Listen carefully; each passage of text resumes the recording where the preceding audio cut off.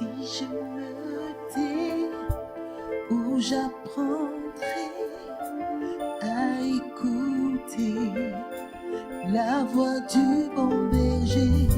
Si je me tais, où j'apprendrai à écouter la voix du bon berger. Quand je l'entends, oh je comprends qu'il a payé pour ma liberté. Quand je l'entends, oui je comprends qu'il a payé pour ma liberté. Quand je t'ouvre mon cœur, je te vois Seigneur. Quand je t'ouvre mon cœur, je t'entends me parler. Et ta loi dans mon cœur, toujours t'aimer. Et ta vie à chaque heure coule comme un torrent. Quand je t'ouvre mon cœur, je te vois Seigneur. Quand je t'ouvre mon âme, je t'entends me parler. Et ta loi dans mon cœur toujours demeure. Et ta vie à chaque heure coule comme un torrent. Si je me tais, j'apprendrai à écouter la voix du bon berger.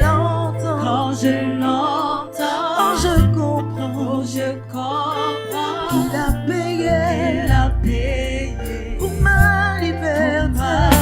Si je me tais, oh, j'apprendrai à écouter la voix du bon berger. Quand je l'entends, oui je comprends qu'il a payé pour ma liberté. Quand je t'ouvre mon cœur, je vois Seigneur.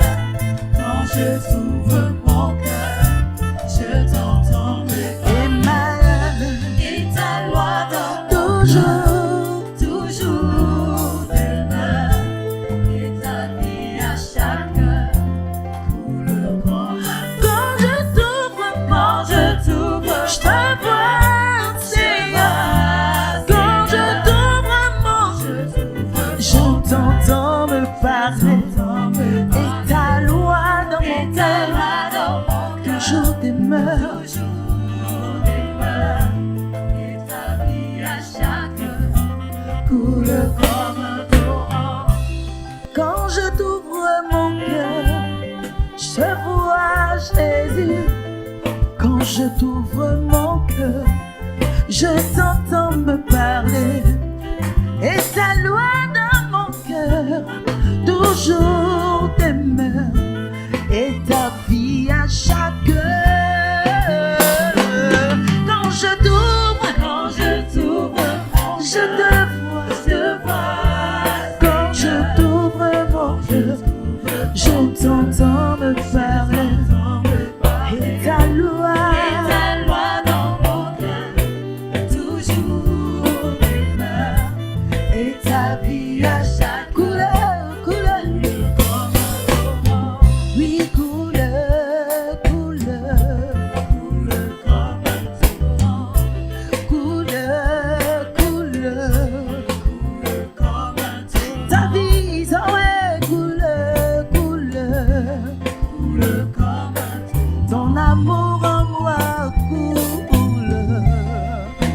comme un torrent. Quand je t'ouvre mon cœur, je vois. Quand je t'ouvre mon cœur, je t'entends me parler. Et ta loi dans mon cœur toujours demeure. Et ta vie à chaque heure coule comme un torrent.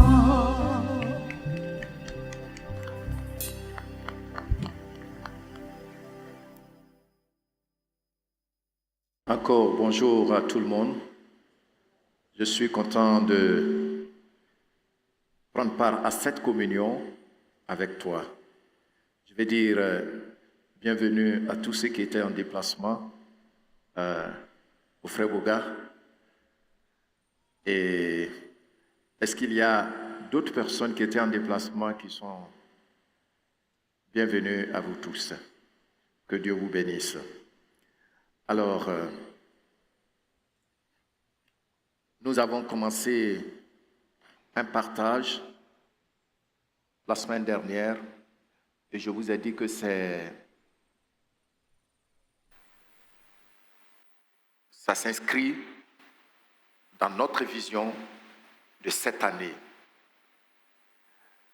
Et la question était, moi, porte-parole de Dieu, je vous ai encouragé à prendre le temps à réfléchir sur cette question importante. Moi, porte-parole de Dieu, de quoi est-ce que tu parles? Voyez-vous, si je te posais la question, est-ce que tu sais que Dieu compte sur toi pour communiquer la bonne nouvelle qu'il a pour tout le monde entier?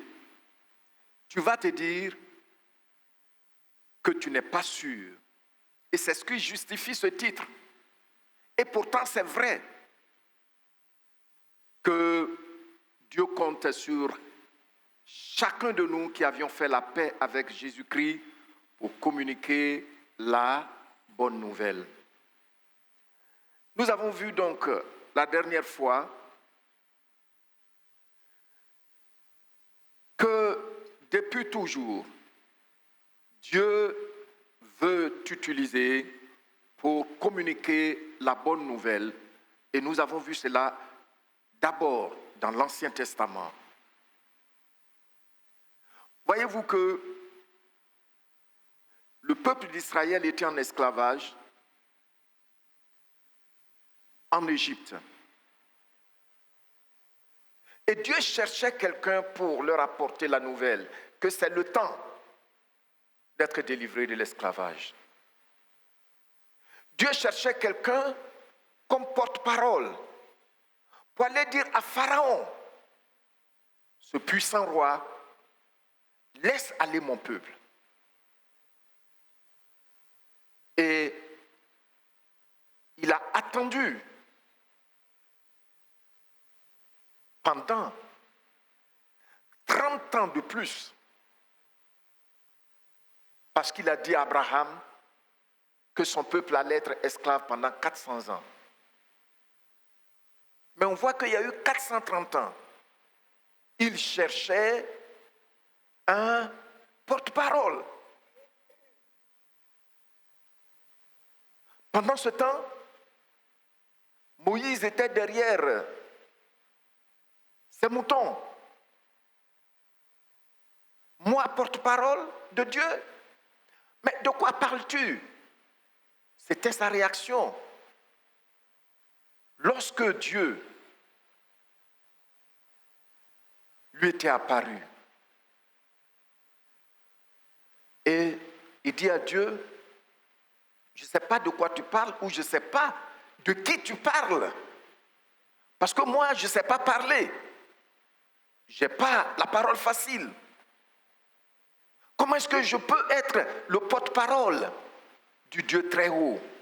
Et comment d'ailleurs je peux aller me présenter devant Pharaon?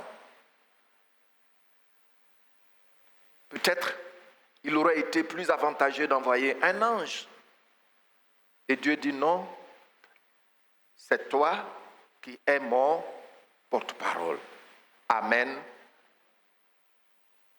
Dis à ton frère, à ta sœur, sais-tu que tu es porte-parole de Dieu?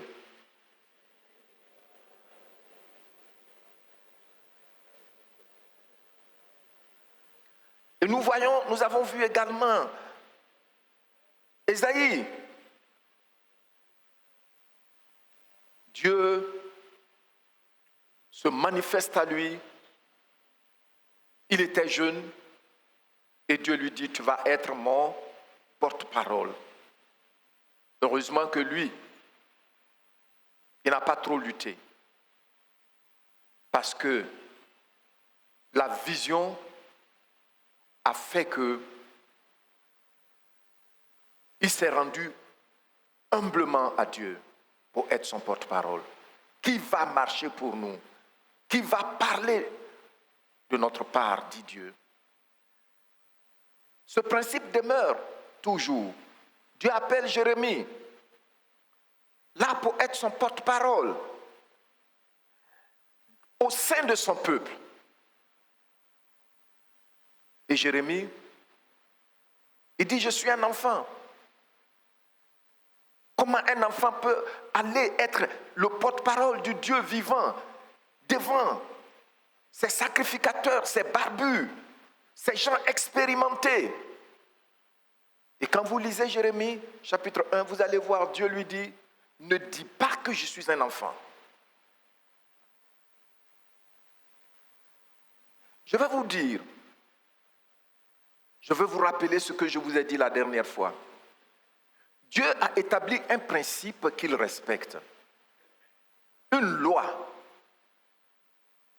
Il dit qu'il a donné la terre aux hommes, aux femmes. Il a donné la terre à l'homme qu'il a créé à son image. Alors, gérer les affaires de la terre exige que l'homme, la personne qui doit exécuter sa volonté ait une âme, un esprit, une chair. Parce que c'est comme ça dans notre environnement. Et on a vu que c'est à cause de cela quand Christ est mort, pour continuer à travailler ici, il est revenu avec tout son corps à la vie. Donc, on voit que le principe continue. Jonas, Dieu dit, je veux que tu sois mon porte-parole, tu apportes une bonne nouvelle à Ninive. Et Jonas, au lieu d'aller à Ninive, il paye un ticket pour aller à l'opposé de Ninive. Et lui, Dieu a tout fait pour qu'il accepte d'être le porte-parole. Vous en savez mieux que moi. Voyez-vous, il se retrouve dans le ventre d'un poisson. Et là, il adresse une prière à Dieu, une prière de grande humilité. Et Dieu dit au poisson, va déposer mon porte-parole là où je l'avais envoyé. Et le poisson va vomir Jonas au bord, à la plage de Ninive. Mais quand vous lisez le récit, vous voyez que Jonas, il n'a pas soigné son discours. Il n'a pas soigné son discours. Il a parlé avec beaucoup de brutalité aux oreilles des habitants de Ninive. Mais c'est toi qui es le porte-parole. À sa grande surprise, Dieu a parlé au travers de sa voix au cœur de Ninive qui s'est repenti. Et nous avons vu dans le Nouveau Testament que le même principe continue. Le cas de Philippe. Dieu utilise le diacre Philippe pour aller parler à un ministre des Finances de l'Éthiopie en son temps. Et où? Dans le désert. Nous avons vu que, oui, des gens nous attendent dans le désert. Des gens t'attendent dans le désert, t'attendent dans le désert. Et c'est toi que Christ a racheté par son sang, qui est le porte-parole légitime, accrédité auprès de ces personnes. Ce n'est pas celui qui parle avec un style rhétorique. Non, ce n'est pas celui qui a de grandes idées philosophiques. Non, c'est toi tel que tu es, qui est le porte-parole du Seigneur Jésus. Philippe est parti et nous avons vu le résultat. Le ministre éthiopien a reçu Jésus-Christ et semble-t-il qu'il a été le premier pasteur en Afrique, puisqu'il a apporté la bonne nouvelle en Éthiopie et plusieurs se sont donnés au Seigneur. C'est à partir de lui, selon l'histoire, que l'Église est née en Éthiopie. Il a accepté à son tour. Il n'a même pas fait 2 jours, un jour même dans une assemblée chrétienne. Mais il est parti comme porte-parole du Seigneur. Mais bien aimé, celui qui ferme sa bouche, comme nous l'avons vu la dernière fois, a annoncé la bonne nouvelle, a raté sa vocation. Il a raté sa mission. Et ça, c'est une responsabilité personnelle. Avant de se rabattre sur l'Église, l'Assemblée, la communauté, c'est ta responsabilité personnelle. Voyez-vous que tous ceux que Dieu a choisis comme porte-parole, ce n'est pas ceux des assemblées, c'est une seule personne qui comprend, qui accepte, et Dieu l'utilise. Oui, Philippe a ouvert la bouche, il a annoncé, il a expliqué le passage d'Ésaïe à ce monsieur. Et voici, il a reçu le Seigneur. Et nous avons vu le cas d'Ananias et de Saul. Saul ravageait l'Église. Saul était en train de persécuter à outrance les chrétiens de l'Église primitive. Tout le monde avait peur de lui. Mais voici, il partait en mission en vue d'arrêter des chrétiens dans la Syrie actuelle, dans Damas actuel. Puisque quand vous prenez tout ce qu'on appelle Moyen-Orient aujourd'hui, c'est toute une autre histoire, je ne vais pas en parler. Tout ce qu'on appelle Moyen-Orient aujourd'hui, la Syrie, l'Irak, l'Iran, toute cette zone-là, c'était des chrétiens. Puisque l'Église a été là avant l'islam, les Arabes ne sont pas comment on appelle ça?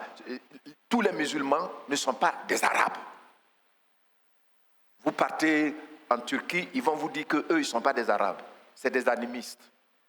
Ils s'appellent chamans. Chamans, c'est nous les animistes avant, là, ici, là. Ils dansent comme les féticheurs, là. Donc, ce n'est pas tous les blancs que vous voyez musulmans qui sont non, non. Alors, vous voyez, toute cette zone-là était des chrétiens et des juifs, des petites communautés juives. Aujourd'hui, on ne sait pas, si on ne t'a pas informé, tu ne sauras pas que voici ce qu'était la situation avant que l'islam ne vienne. Mais je crois que nous sommes arrivés à ce stade parce que beaucoup d'enfants de Dieu, rachetés par le sang de Jésus-Christ, se sont retirés et ont pensé que c'est les autres qui peuvent être les porte-paroles de Dieu.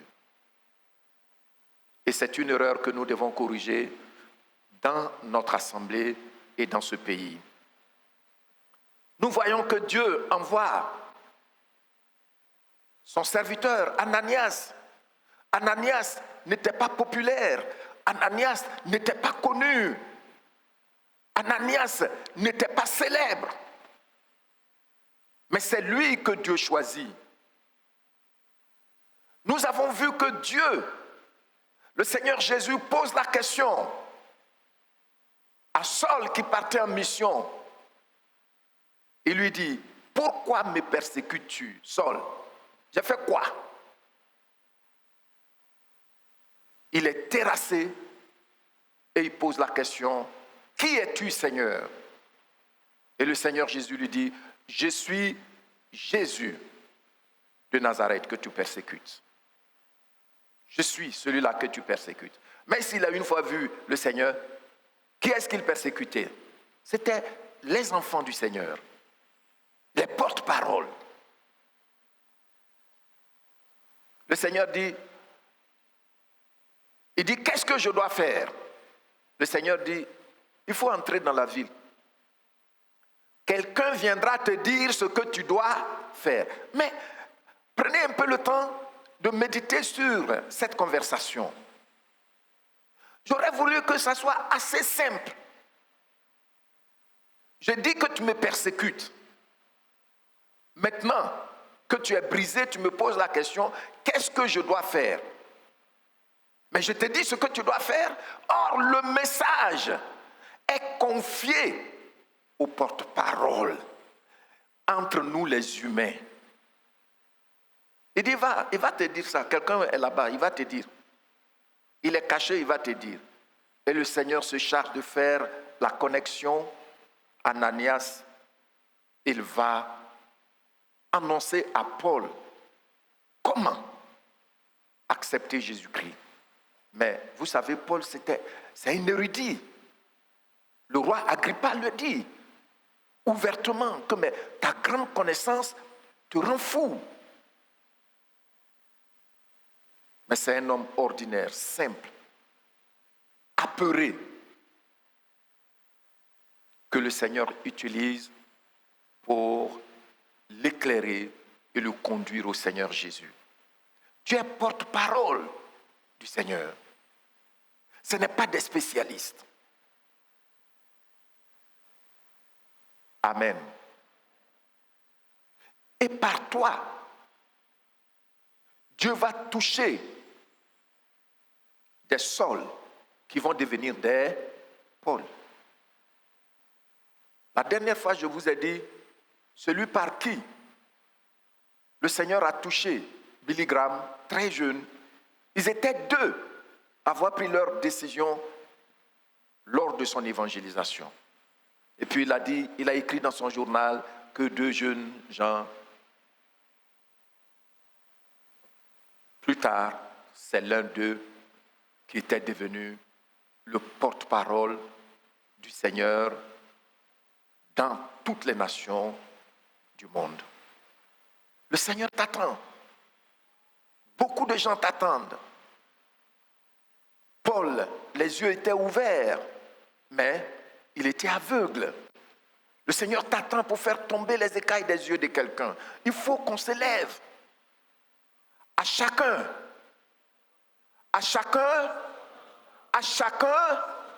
oui, quelqu'un t'attend.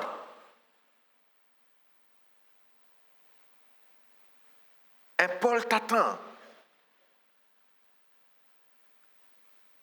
Un ministre attend dans le désert. Nous continuons aujourd'hui et nous allons voir le cas de Pierre et de Corneille. C'est le troisième cas. Corneille, le grand soldat. Nous allons lire de façon épisodique ce chapitre-là, de Actes chapitre 10, du verset 1 au verset 20. Il y avait à Césarée un homme nommé Corneille, centenier de la cour dite italienne. Cet homme était pieux et craignait Dieu avec toute sa maison. Il faisait beaucoup d'aumônes au peuple et priait continuellement Dieu. Vers la 9e heure du jour, il vit clairement. Il vit comment? Clairement, dans une vision, un ange de Dieu qui entra chez lui et qui lui dit, Corneille, les regards fixés sur lui et saisi d'effroi, il répondit, qu'est-ce, Seigneur? Et l'ange lui dit, tes prières et tes aumônes sont montées devant Dieu et il s'en est souvenu. Envoie maintenant, tu lis ça après moi, envoie maintenant des hommes où? À Joppé. Pourquoi? Et fait venir Simon surnommé. Et puis qu'est-ce qui va se passer? D'accord, il est logé où? Dieu active son GPS. Tu sais, partout où tu es, Dieu a activé son GPS. Et il a activé le GPS de celui qui doit recevoir la bonne nouvelle de toi. Amen. Regardez, Dieu active son GPS et il dit à Corneille, où est-ce qu'habite celui qui doit lui donner la nouvelle? N'est-ce pas? La bonne nouvelle. Mais l'ange là, tu es venu chez ce soldat là. Mais dis-lui ce qu'il doit faire. Mais non, qu'est-ce qu'il fait? L'ange, il dit à Corneille, il y a quelqu'un qui est le porte-parole de mon Dieu, de celui qui m'a envoyé. C'est lui qui va te donner quoi? La bonne nouvelle. Tu es porte-parole du Seigneur. Le Seigneur ne va pas t'enjamber. Qu'est-ce que j'ai dit? Il ne va pas t'enjamber.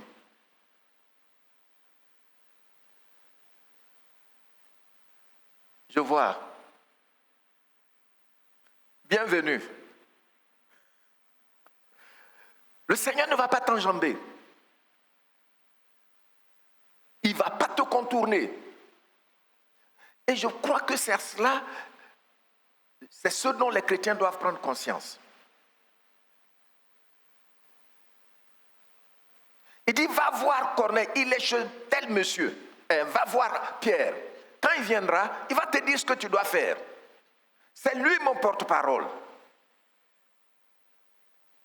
Pendant ce temps, Pierre aussi, lui, il était chez lui. Je crois qu'il a passé des jours de jeûne, il a faim, il veut manger maintenant, mais le repas n'étant pas encore prêt, il est monté sur le toit en train de prier. Et voici, le Seigneur vient lui donner une vision. Pierre conteste avec le Seigneur qui n'a jamais rien mangé de souillé. Et le Seigneur lui dit, mais aujourd'hui tu vas manger ça. Pendant qu'il attendait, il entend en bas, des gens sont à la porte. Il demandait après un certain Pierre, est-ce que c'est ici? Il est logé. Et le Saint-Esprit dit directement à Pierre que c'est moi qui les ai envoyés. C'est moi qui les ai envoyés. Alors, descends et puis va avec eux, annonce-leur là-bas la bonne nouvelle. Gloire au Seigneur. Pierre a obéi. Il est parti. Et puis ce qu'on voit, Pierre arrive et voici Corneille qui a rassemblé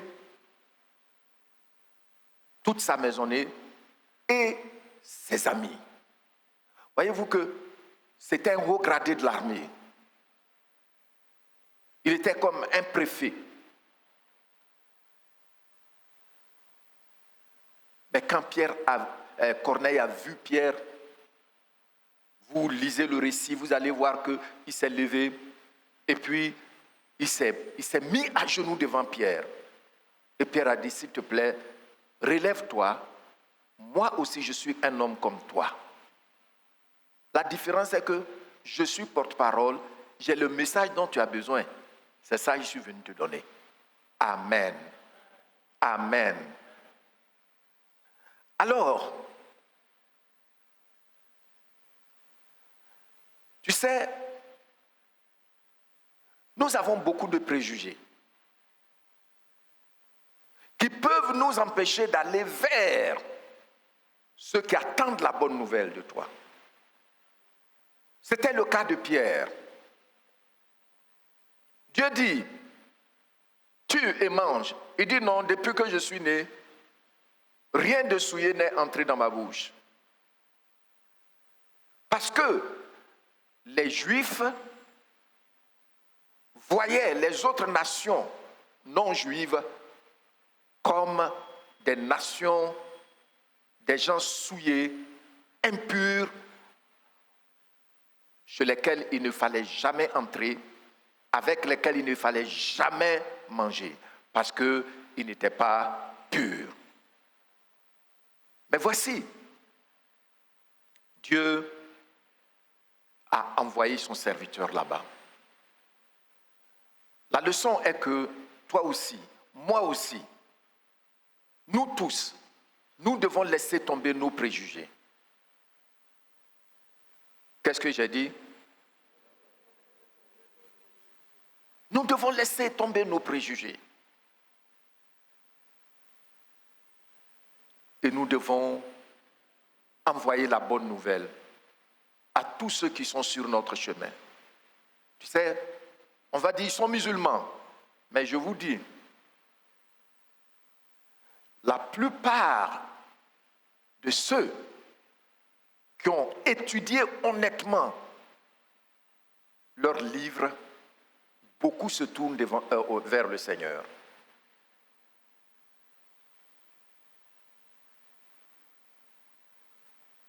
J'ai écouté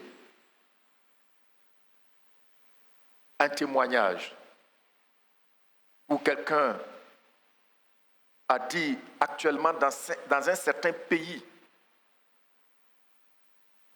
islamique, en Afrique du Nord, des imams se retrouvent pour qu'on leur explique les Écritures en cachette.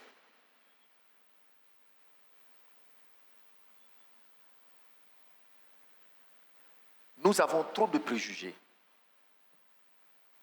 Souvenez-vous que je vous ai dit la dernière fois, en tant que porte-parole, nous parlons humainement aux personnes et Dieu parle à leur cœur. Amen. Donc quand tu parles, il ne faut pas penser que tu es seul. Tu parles et l'Esprit de Dieu parle au cœur de la personne.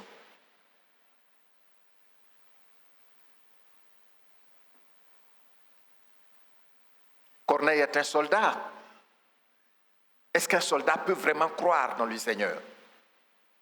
Est-ce qu'un soldat peut croire en Dieu? Est-ce qu'un soldat peut être un corps habillé, peut être sérieux avec Dieu? Voici une réponse qui est là. Il y en a qui recherchent le Seigneur de tout cœur. Mais nos préjugés font que on les a déjà classés, n'est-ce pas? On veut parler à ceux qui sont déjà saints.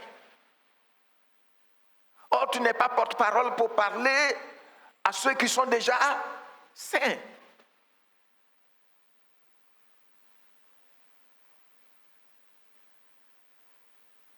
Celui que tu vois, les cheveux dreadlocks,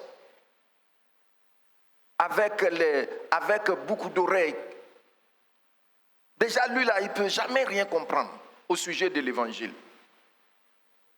Et pourtant, content. Il a besoin de cette nouvelle, cette bonne nouvelle que Dieu t'a confiée. Amen. Nos préjugés doivent tomber. J'étais allé au mariage d'un des membres de l'église ici à Accra et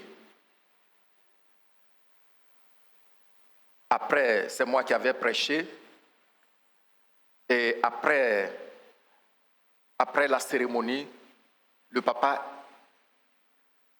il m'a dit, tu viens d'où? Je ne lui ai pas parlé, mais quelqu'un lui a dit que je viens de Bondoukou. Il dit ça, le Seigneur Jésus est vraiment Dieu. Il m'a invité après ça. Parce qu'il a dit que chez eux, avant, quand on dit que quelqu'un est bien préparé, c'est qu'il est venu à Bondoukou. Donc, quand quelqu'un disait avant qu'il est allé à Bondoukou, les gens le redoutaient chez eux là-bas. Mais comment quelqu'un qui est dans ce milieu devient chrétien et de surcroît pasteur? Il m'a invité là-bas et puis j'étais parti. Mais bien aimé, ça veut dire que moi aussi, quelqu'un aurait pu bien dire, non, ça là c'est des fétichistes, hein, c'est des idolâtres, il ne faut pas jouer avec eux, ils n'ont pas besoin de ça. Et pourtant, c'était mon besoin. Alléluia, alléluia. C'était mon besoin. Des gens ont quitté tout un autre continent, leur continent, avec tout le confort qu'ils avaient. Et surtout ceux qui étaient venus chez nous étaient riches. Un de nos missionnaires américains, il était venu avec deux avions privés. C'était chez lui, le village où il était. S'est déplacé avec ses propres avions, sans salaire de nous. Venir libérer la bonne nouvelle. Prendre son temps pour apprendre notre langue, notre ethnie. Manger foutou ignam. Se frotter à nous. Et puis nous communiquer. Aujourd'hui, je sais, parmi nous, en ce temps qui étaient enfants, 200 pasteurs.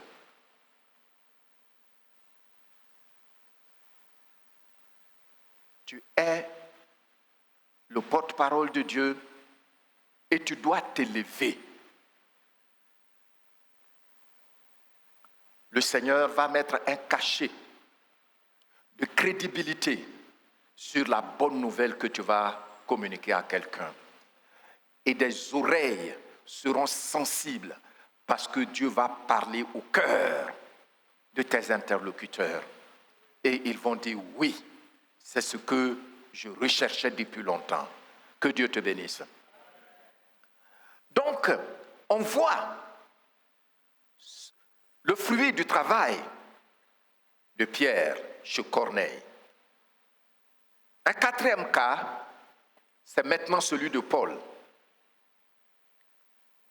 Dans la ville de Corinthe, Actes chapitre 18, du verset 1 au verset 11. Là, nous allons lire le texte ensemble.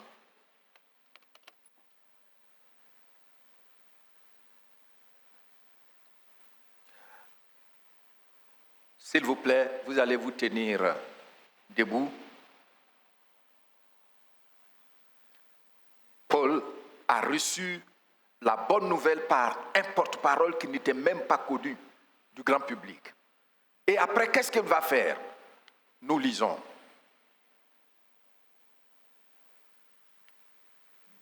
Après cela, Paul partit d'Athènes et se rendit à Corinthe. Il y trouva un juif nommé Aquilas, originaire du Ponte, récemment arrivé d'Italie avec sa femme Priscille. Parce que Claude avait ordonné à tous les Juifs de sortir de Rome. Il se lia avec eux. Et comme il avait le même métier, il demeura chez eux et il travailla. Ils étaient faiseurs de tentes.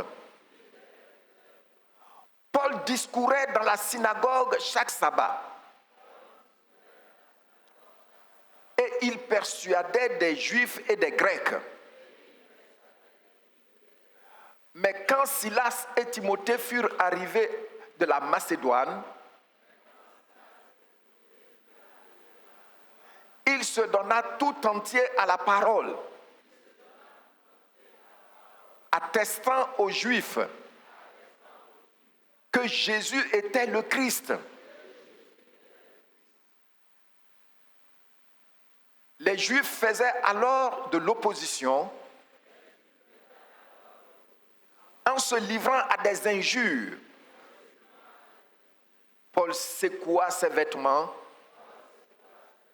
et leur dit: que votre sang retombe sur votre tête. J'en suis pur. Dès maintenant, j'irai vers les païens. Et en sortant de là, il entra chez un nommé Justus,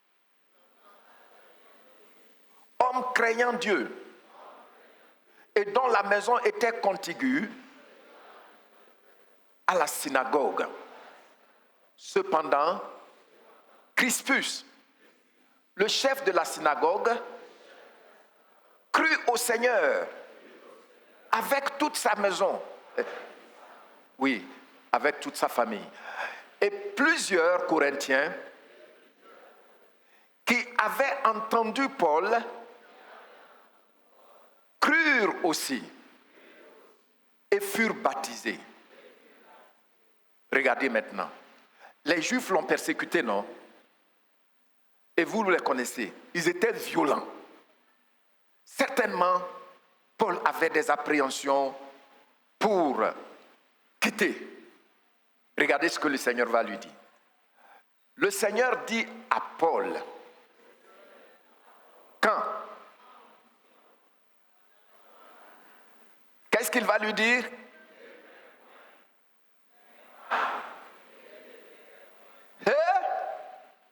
Dis avec moi, regardez, ne crée point, mais parle, tu es mon porte-parole, parle et ne t'étais, car je suis avec toi et personne ne mettra la main sur toi pour te faire du mal. Lisez ça, 1 et 2. Encore. Encore. Merci. Veuillez vous asseoir.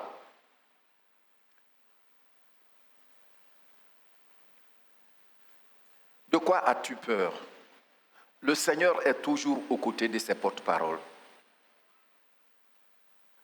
Il dit à Paul, parle, ne t'étais point.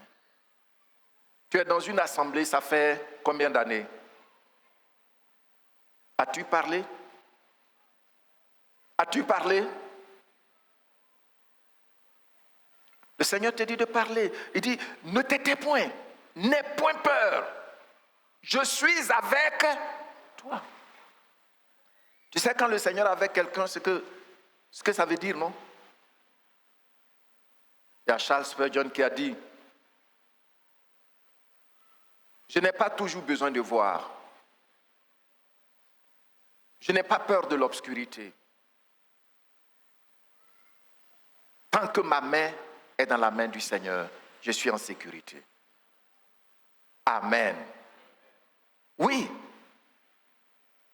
Même dans les ténèbres, parce que le Seigneur est avec toi, tu es en sécurité. Parle, ne t'étais point, parce que j'ai un peuple nombreux dans cette ville. Regardez ce quartier, montez un peu, montez là, sur la dalle. Parce que quand tu montes ici sur la dalle, tu vois jusqu'au plateau. Mais je ne te demande pas de regarder le plateau. Je te demande de regarder un peu seulement ici. Or, plusieurs d'entre nous, nous venons de plusieurs directions. Partout où Dieu t'a placé, il a un peuple qui est là. Amen. Amen. Notre part, c'est d'être des porte-paroles fidèles. Dans ton quartier, il a un peuple nombreux. Dans ton îlot, il a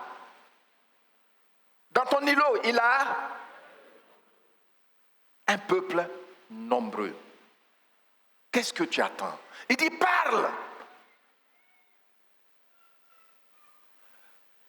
Paul a parlé. Il disait quoi? Il disait que Jésus-Christ était le Christ. Jésus était le Christ. C'était son message. Il est mort, il est revenu à la vie. Et puis un jour, tout le monde va comparaître devant lui.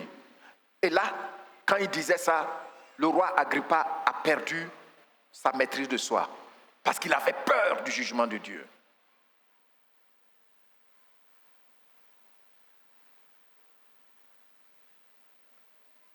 Qu'est-ce qui t'empêche de parler? Un jour,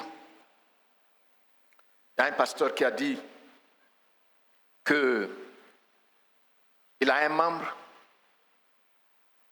qui a connu un moment très douloureux avec son voisin, ici à Abidjan. Alors avec son voisin, il parle de politique, il parle de football. Or, lui, il a vraiment accepté le Seigneur. Et son voisin, non. Et ils ont vécu ensemble pendant un bon moment. Et puis un jour, son voisin, quelqu'un lui a parlé et il a ouvert son cœur au Seigneur. Et quelque temps après, ayant expérimenté la joie et la paix du Seigneur,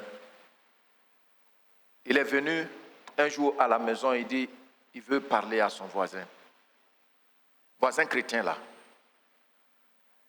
Il dit, mes voisins, je n'ai jamais vu un homme aussi méchant que toi. Le frère est choqué. Il dit, donc tu avais cette bonne nouvelle. Toi, tu as connu la paix de Dieu. Et puis tu ne m'en as jamais parlé. Pourtant, on est ici, là, on parle de football, on parle de politique. Alors, ce chrétien, ça a été un grand moment de douleur pour lui. Pour beaucoup d'entre nous, c'est pareil. Même des gens qui ne se connaissent pas, quand il s'agit de football, vous allez voir qu'eux tous y parlent. N'est-ce pas? Quand il s'agit de politique, eux tous y parlent. Mais dans tout ça, qu'est-ce qui règle le problème existentiel? Qu'est-ce qui règle la situation de leur éternité? Il n'y a rien qui règle ça. Or, toi, tu es là, tu as ça.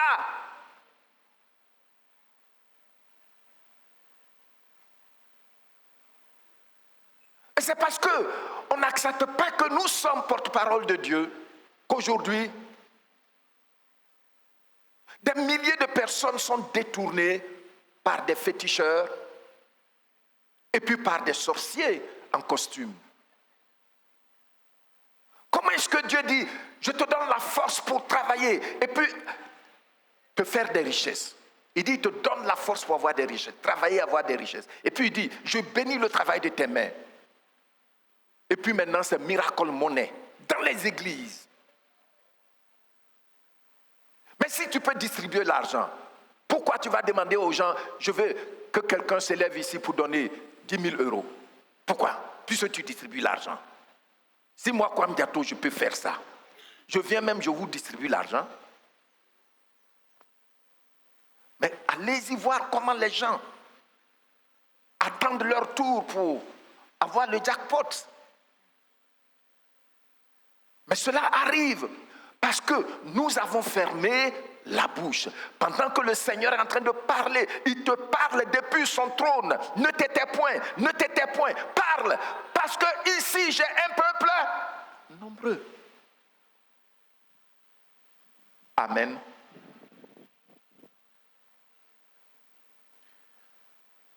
Qui est en train de prendre une décision et la bonne? Qui prend la bonne décision ce matin? Tu es béni au nom de Jésus-Christ. Parle.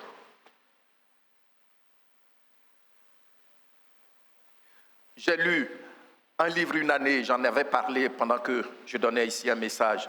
Il y a une caissière dans un grand supermarché en Europe.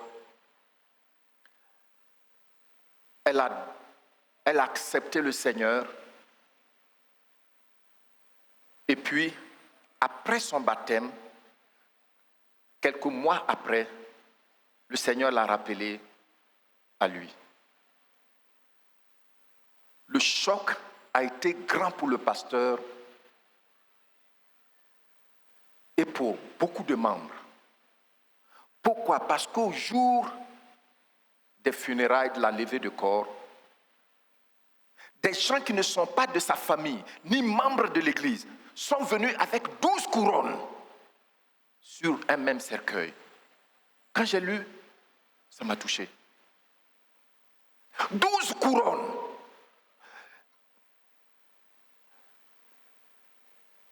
Le pasteur demande, la famille demande à ces gens, non, au supermarché, c'est grâce à elle que moi, j'ai reçu Jésus dans ma vie.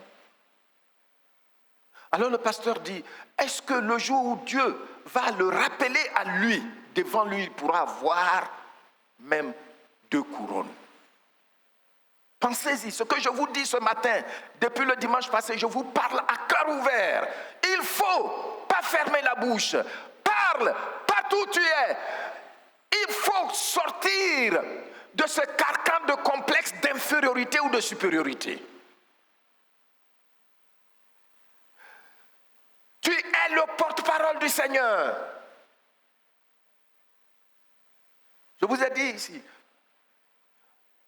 Pasteur Domoro et moi, on faisait le porte-à-porte ici, dans le quartier là. Souvent, c'est des enfants, ils ne s'occupent même pas de toi, mais tu es obligé de courir après les supplier. Souvent, même on s'assoit sous le chaud soleil là pour leur parler du Seigneur. Un jour, dans le quartier là, il y a une dame qui m'a appelé. Et puis, j'étais entré. Elle m'a dit, je vous encourage à parler à ces jeunes-là, parce qu'ils ont fait que tous les jeunes du quartier, c'est là qu'ils viennent pour prendre la drogue. Et je lui ai demandé, est-ce que vous savez que le Seigneur vous aime? Elle dit, je suis chrétienne. Mais c'est moi. Et tu as fermé, et tu m'appelles, alors qu'ils sont là, devant toi. Vous voyez?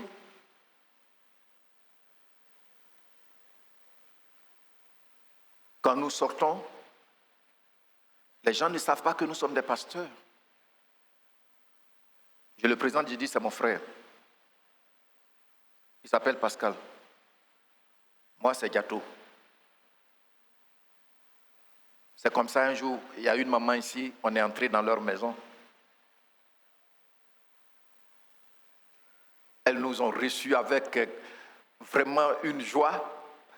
Mais moi, ils venaient ici, mais moi, je ne les ai jamais vus. Tu vois, qu'est-ce qui t'empêche? Dieu a un peuple nombreux.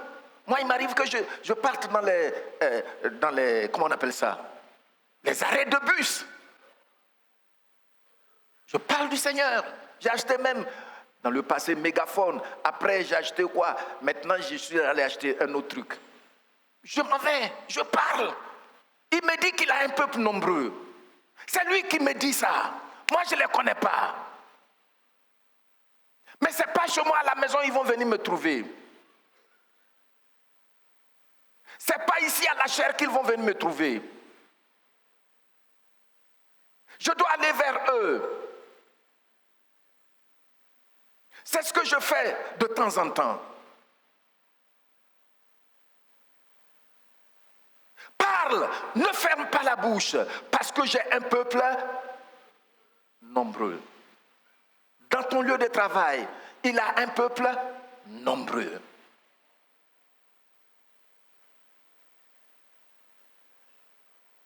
À chacun, voyez-vous, Paul est resté et nous voyons le résultat, l'église de Corinthe. Même si cette église était une église qui a causé beaucoup de soucis aux serviteurs de Dieu, mais quand même, c'est l'église du Seigneur. Amen. On doit s'élever. On doit s'élever, même si nous, on n'a pas, pour le moment, la liquidité pour occuper les espaces médiatiques. Mais l'exemple est là. Ceux qui ont joué leur rôle de porte-parole n'étaient pas connus. Il faut qu'on s'élève. Il faut que les enfants se lèvent et parlent. Il faut que les jeunes gens, les jeunes filles se lèvent. Parlez. Les gens souffrent. Nous ne vendons pas un produit. Ce n'est pas de la publicité. C'est une réalité. Il faut que les mamans se lèvent. Vous savez, quelqu'un qui parle, n'a pas le temps de rivaliser avec les autres. N'a pas le temps de chercher du temps pour critiquer. N'a pas le temps de venir lutter contre le pasteur. Non.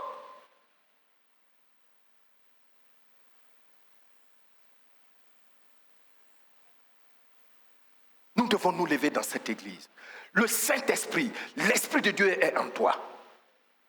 Il veut que tu ouvres ta bouche. Il ne va pas te forcer comme un démon. Le Saint-Esprit, souvent tu vois des gens, ils disent qu'ils sont remplis du Saint-Esprit. Lord, c'est quel esprit? Ça, c'est l'Esprit de Dieu qui fait ça. Qui va te traumatiser comme ça. Non.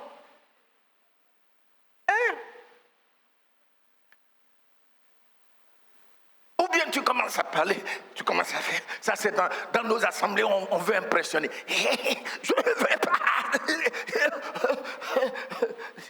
C'est quelle affaire ça? Vous avez une fois vu dans les Écritures Jésus faire ça? Le monsieur parlait correctement, bonnement, dans toute la lucidité qu'un homme ne peut imaginer.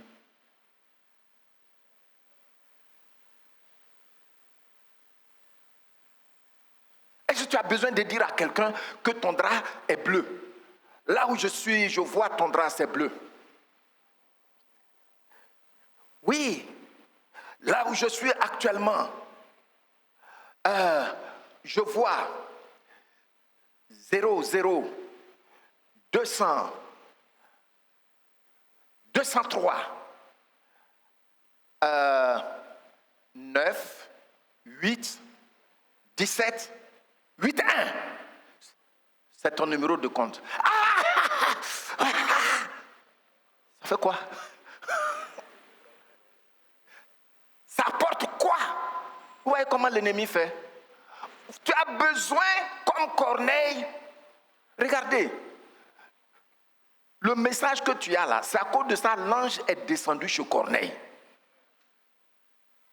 Le message que tu connais déjà là, le message que tu as emprisonné en toi là, c'est à cause de ça, l'ange est descendu chez Corneille. Lui, il n'a pas ça en lui. Parce qu'il n'a pas expérimenté. Les anges ne se sont jamais repentis. Ceux qui ont péché, ils ont péché, ils sont condamnés pour toujours. Et ceux qui sont au service de Dieu, ils sont dedans pour toujours. C'est nous qui avions expérimenté le pardon. Donc, porte-parole attitré. C'est nous qui avions expérimenté ce que c'est la délivrance. Quand Jésus-Christ te délivre, c'est nous qui l'avions expérimenté. C'est nous qui avions expérimenté ce fait que Jésus-Christ, quand il entre dans ta vie, il peut te donner la paix, tu dors correctement, sans prendre d'amphétamine. C'est nous qui l'avions expérimenté. Eux, ils n'ont pas expérimenté ça. Comment ils peuvent venir communiquer ce message? Et c'est nous, c'est toi, c'est moi, c'est nous tous que le Seigneur a appointé. Est-ce que appointé c'est en français? Comme désigné, choisi comme ses porte-parole.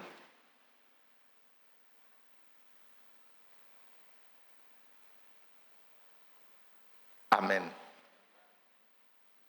Docteur Yonggi Cho, le pasteur Yonggi Cho est parti en Suisse où il avait été reçu sur une chaîne de télévision et les gens lui ont demandé, tu sais qu'ils sont beaucoup traditionnalistes dans leur foi, pourquoi est-ce que chez lui, il y a beaucoup de femmes qui sont pasteurs?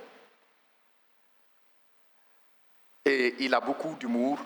Il a dit, les hommes parlent trop, mais ne font rien. C'est comme ça partout, hein? Mais les femmes là, c'est par elles que le Seigneur a touché la Corée dans mon ministère.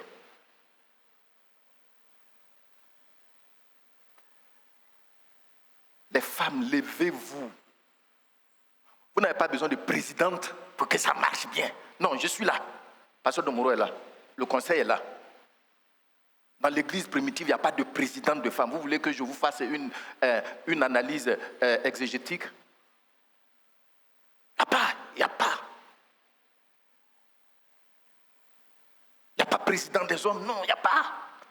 Il n'y a pas président de la jeunesse, il n'y a pas, comment on appelle, il n'y avait que les diacres et les diaconesses. Pourquoi c'est ça, toi, tu attends pour pouvoir travailler pour le Seigneur? Avec ça, il y en a qui font politique politicienne pour... Il faut laisser ça là. Hein? Lève-toi et va parler parce que tu es porte-parole accrédité. Et ce n'est pas n'importe quelle nouvelle, mais la bonne nouvelle. Une nouvelle qui est puissante. Comme l'apôtre Paul le dit, je n'ai point honte d'annoncer l'évangile, parce que c'est la puissance de Dieu pour quiconque croit. Premièrement, le juif, et puis le païen. Mais bien aimé, Dieu a un peuple nombreux dans l'environnement de chacun de nous. Dieu a un peuple nombreux dans mon environnement. Dieu a un peuple nombreux dans cette commune. Dieu a un peuple nombreux. Il le dit. Même si pour toi, ce n'est pas en songe qu'il est venu te le dire, mais c'est écrit dans sa parole. C'est pourquoi je veux vous encourager. Mes bien-aimés frères et sœurs, ne venez pas dans l'église comme des consommateurs. Je veux dire merci à cette famille qui est discrète, qui nous a encouragés le dimanche. J'ai reçu une réflexion où quelqu'un a dit, il était à sa place, il a dit à son voisin, mais je constate que quand on veut offrir, on appelle tel ministère, souvent, c'est les mêmes personnes qui vont. Et je suis là depuis, assis. Oui, tu es là, assis. Et il a dit à son voisin, ça m'interpelle. Ça doit t'interpeller. Et devant Dieu,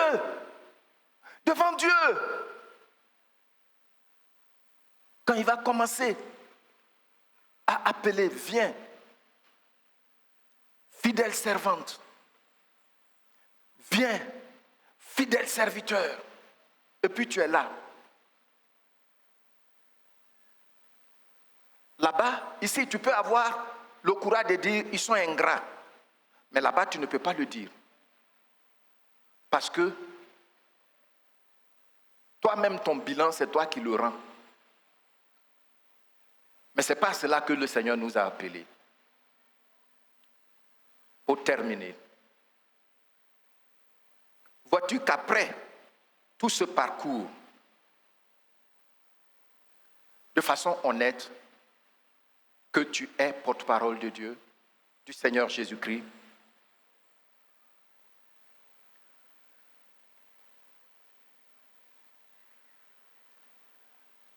peux-tu te rendre compte maintenant ou accepter qu'effectivement tu es le porte-parole du Seigneur?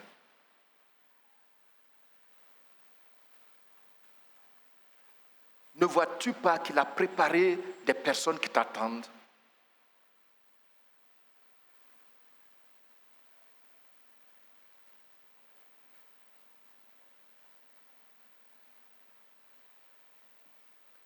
Pour qu'elles soient réconciliées avec le Seigneur, tu as la bonne nouvelle. Et je vais t'encourager de prendre un engagement. Tous ceux qui acceptent d'être porte-parole de Dieu, au-delà des connaissances qu'ils ont sur la personne de Dieu, vont maintenant faire des expériences de la manifestation de la puissance de Dieu. Beaucoup sont là tout en recherchant qu'on prie pour eux parce que vous n'avez jamais pris le temps de prier pour quelqu'un à qui vous avez annoncé la parole de Dieu. Et si vous annoncez la parole de Dieu, et puis vous priez, vous voyez le Saint-Esprit agir, ça va vous encourager. Amen. Et cela va relever beaucoup de défis. Alors, mes bien-aimés, nous allons prendre un engagement personnel. À chacun, je ne vous entends pas, à chacun, je ne vous entends pas. Oui, à chacun son enfant. Il faut t'élever. Quelqu'un t'attend. Quelqu'un t'attend. Et tu vas expérimenter la joie. La joie de l'Esprit de Dieu. Parce que par toi, une âme a été gagnée. Des âmes ont été gagnées. Un pasteur a prêché, j'ai fini, hein? Un pasteur a prêché que les membres doivent témoigner. Et puis il y a un membre qui lui a dit, mais pasteur, toi-même, tu as gagné combien? Et puis le pasteur a dit, c'est les brebis qui donnent bas. Ce n'est pas le berger.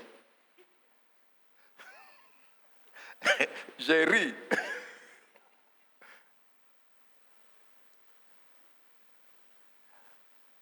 Je pense que j'ai mis le pasteur Domoro sur la voie quand je lui ai dit, on ne va plus rester au bureau, il faut qu'on sorte.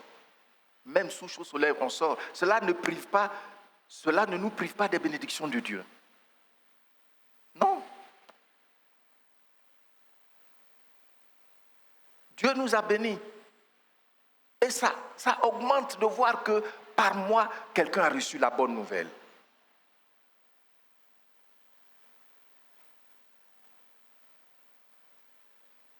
Et nous continuons parce que la parole de Dieu n'est jamais stérile. Amen.